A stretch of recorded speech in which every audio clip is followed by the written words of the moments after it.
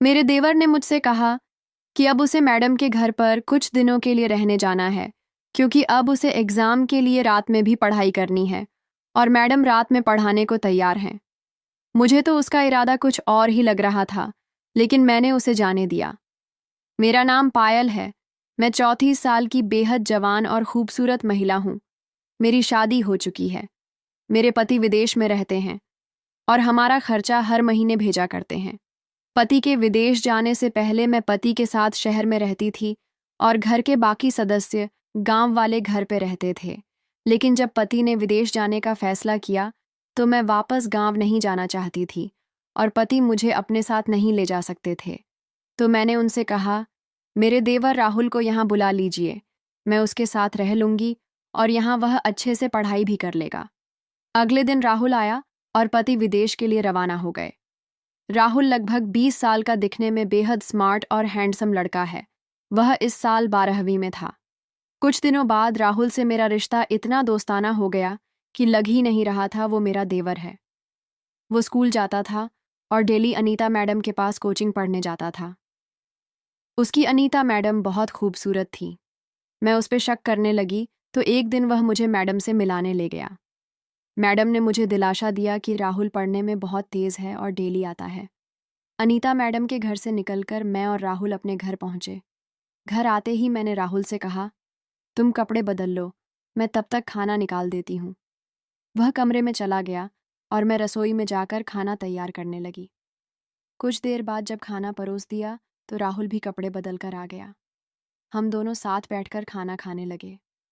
खाते समय मैंने उसे समझाते हुए कहा, तुम्हारी मैडम पहले से ही परेशान है, इसलिए ट्यूशन पढ़ते हुए उन्हें और परेशान मत करना। राहुल ने मुस्कुराते हुए जवाब दिया, भाभी, आप निश्चिंत रहिए, मैं अनीता मैडम का अच्छे से ध्यान रखूंगा। उसकी बात सुनकर मैंने मुस्कुराते हुए कहा, अच्छा, अब तुम जाकर आराम करो। वह बोला, ठीक है भाभी, और अपने कमरे में चला गया। मैं भी अपने कमरे में जाकर साड़ी बदलकर हल्का कपड़ा पहन लिया और आराम करने के लिए बिस्तर पर लेट गई। अगले दिन से यही दिनचर्या बनने लगी। रोज राहुल सुबह स्कूल जाता, फिर सीधा अनीता मैडम के घर ट्यूशन के लिए चला जाता और शाम को देर से वापस आता। फर्क बस इतना था कि अब वह मेरे साथ उतनी बातचीत नहीं करता था जितना पहले कर रहा था। उसका यह बदला हुआ व्यवहार मुझे खटकने लगा। मैंने सोचा, मुझे खुद उससे बात करनी पड़ेगी और पता लगाना होगा कि आखिर उसके मन में चल क्या रहा है।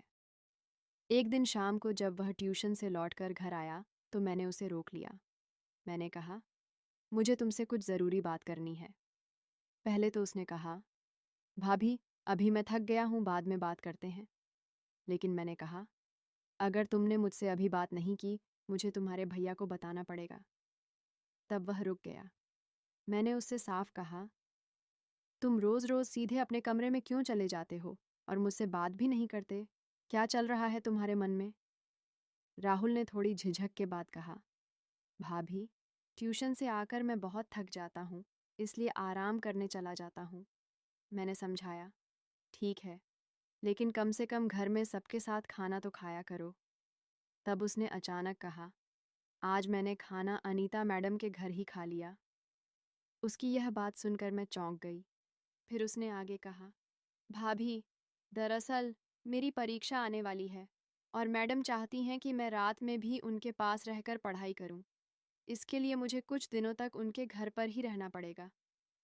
मैंने तुरंत कहा, यह सही नहीं है, लेकिन उसने ज़िद करते हुए कहा, यह मेरी पढ़ाई का सवाल है और अगर आपने भैया को बताया तो वह मना कर देंगे। कृपया आप किसी से मत कहना। उसने मुझसे वादा करवाया कि मैं किसी से यह बात नहीं कहूँगी। मैंने बहुत सोचा और अंत में कहा, ठीक है, अगर यह सचमुच पढ़ाई के लिए है तो तुम जा सकते हो। उसने मुझे धन्यवाद कहा और अगले ही दिन अपना सामान पैक करके अनीता मैडम के घर रहने चला गया।